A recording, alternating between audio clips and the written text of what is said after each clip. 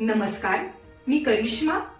LV न्यूजच्या बातमीपत्रामध्ये आपल्या सगळ्या दर्शकांचे अगदी मनापासून स्वागत.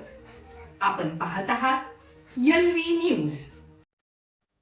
संघर्ष, संस्कार आणि माणुसकीचा त्रिवेणी संगम म्हणजे संभाजी शेठ खांडेकर.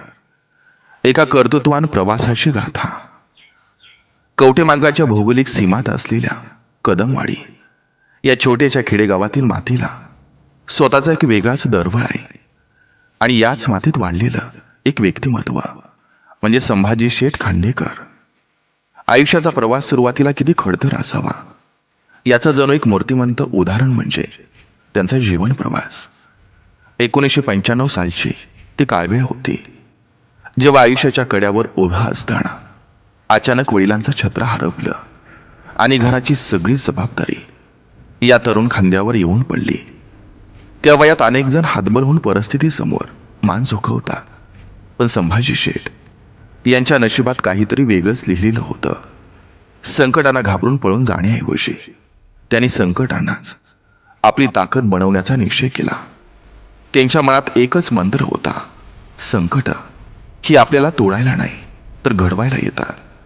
हळूहळू काळाची चक्र फिरले आणि 2004 सालात त्यांनी उद्योगाच्या जगात एक पहिलं पाऊल टाकलं.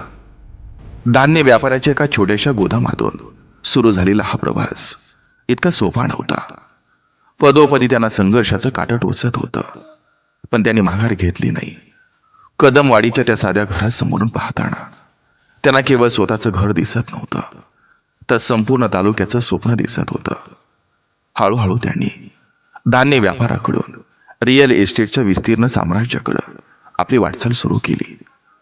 बाहेरून कठोर वाटणारे संभाजी शेठ प्रत्यक्षात एखाद्या फणसासारखे, वरून काटेरी असले तर यातून मात्र माणुसकीचा गोडवा देणारे. त्यांनी जे काही कमावलं ते केवळ स्वतःसाठी नाही तर समाजाच्या ऋणातून मुक्त होण्यासाठी कमावलं. खरी कसोटी लागली ती कोरोनाच्या महाभयंकर काळात, जेव्हा संपूर्ण घर घराच्या उंबरट्यात बंदिस्त झालं होतं.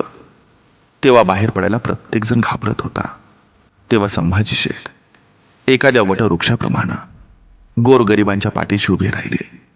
त्यांनी स्वतःचा जीव धोक्यात घालून लोकांच्या डोळ्यातील पाणी पुसण्याचं काम केलं.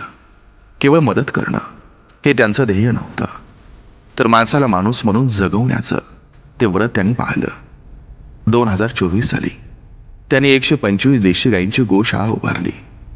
तेव्हा केवळ एक प्रकल्प उभा राहिला नव्हता, तर समाजाला एक जिवंत देवदूत मिळाला होता, ज्यांना आधार नाही.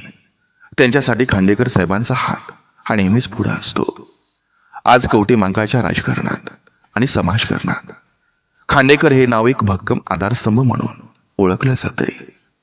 दंडोबाच्या डोंगराकडून मिळालेली स्थिरता आणि कदमवाडीच्या मातीकडून मिळालेली नम्रता या दोन गोष्टींनी त्यांच्या व्यक्तिमत्वाला एक वेगळीच उंची दिली.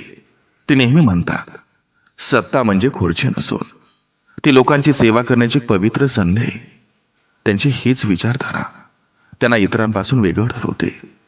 त्यांच्यासाठी राजकारण म्हणजे सत्तेचे खेळ नसून ते विकासाचे आणि माणुसकीचे एक माध्यम आहेत.